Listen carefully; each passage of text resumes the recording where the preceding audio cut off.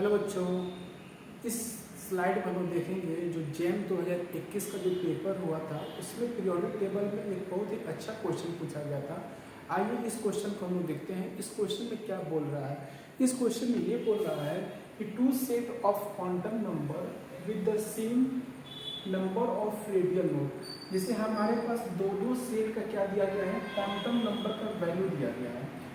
हर option में दो set का क्वांटम नंबर का वैल्यू दिया गया है। अब इस जो दो सेट का क्वांटम नंबर का जो वैल्यू दिया गया है, इसमें ये बोल रहा है कि ऐसा कौन सा ऑप्शन है जिसमें दोनों सेट का जो क्वांटम नंबर, जो रेडियल नोड का जो वैल्यू है वो सेम होगा। सबसे पहले क्वेश्चन आप लोग समझिए। जो जेम 2021 में पीरियोडिक टेबल से जो क्वेश्चन पूछा गया था, इस क्वेश्चन में क्या बोला गया था। इस क्वेश्चन में ये बोला गया था कि आपको चार ऑप्शन दिए गए थे, A B C and D. इन चारों ऑप्शन में दो सेट का क्या दिया गया था, क्वांटम नंबर का वैल्यू दिया गया था। जैसे ए वाले ऑप्शन में एक सेट ये हो गया, दूसरा सेट ये हो गया। बी वाले ऑप्शन में एक सेट ये हो गया, दूसरा सेट ये हो गया। सी वाले ऑप्शन में एक सेट ये हो गया और एक सेट ये हो गया। यानी ऐसे हमको चार ऑप्शन दिए थे। इन चारों ऑप्शन में दो सेट का क्वांटम नंबर का वैल्यू दिया गया था।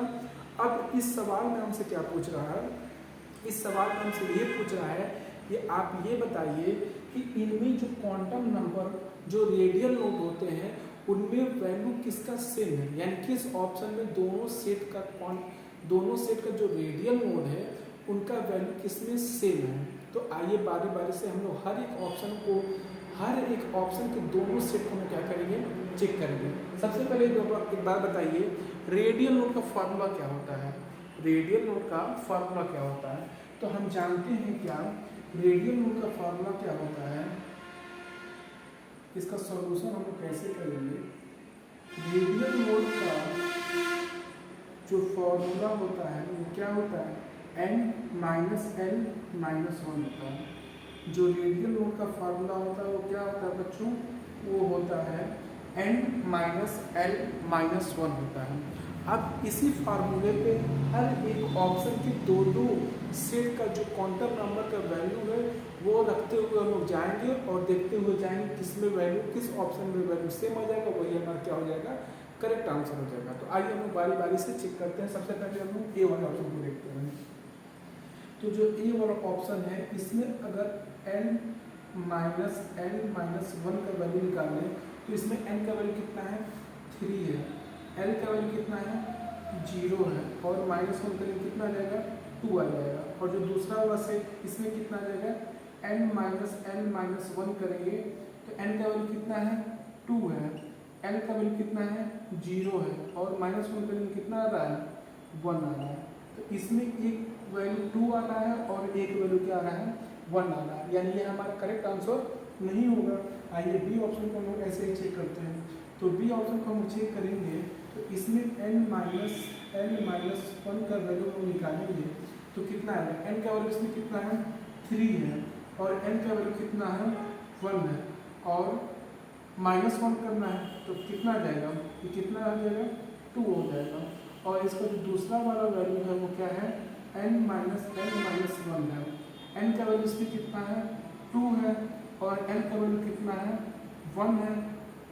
और इसमें से कितना माइनस करना है, 1 माइनस करना है। तो इसमें कितना आ रहा है, 1 आ रहा है। तो आप लोग देख रहे हैं यहाँ पे वैल्यू 2 आ रहा है और यहाँ पे वैल्यू कितना आ रहा है, 1 आ रहा है। यानी ये भी हमारा क्या होगा, करेक्ट ऑप्शन नहीं होगा। नहीं सॉरी, यहाँ पे कितना आ जाएगा, 1 आएगा। यहाँ पे कितना आएगा, 3 - 2 करेंगे कितना आएगा, 1 आएगा।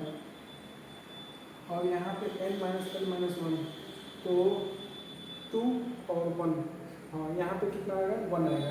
यानी आप लोग देख रहे हैं इसमें जो रेडियल नोड का वैल्यू है इसमें सेम आ रहा है, इसमें भी 1 आ रहा है और इसमें भी 1 आ रहा है। हमारा करेक्ट आंसर बी होना चाहिए, लेकिन फिर भी हम लोग सी और डी को भी हम लोग क्या करेंगे, चेक करेंगे। तो सी ऑप्शन में क्या बोल रहा है, सी ऑप्शन में ऐसे हम लोग निकालेंगे, n-l-1 करेंगे तो सी में n का वैल्यू कितना है, 3 है। l का वैल्यू कितना है, 2 है। और -1 करेंगे तो कितना आ जाएगा, इसमें वैल्यू कितना आ जा रहा है, 0 आ जा रहा है। और इसी तरीके से इसका जो दूसरा वाला सेट है उसमें हम निकालेंगे, n-l-1 करेंगे तो n का वैल्यू कितना है, 2 है।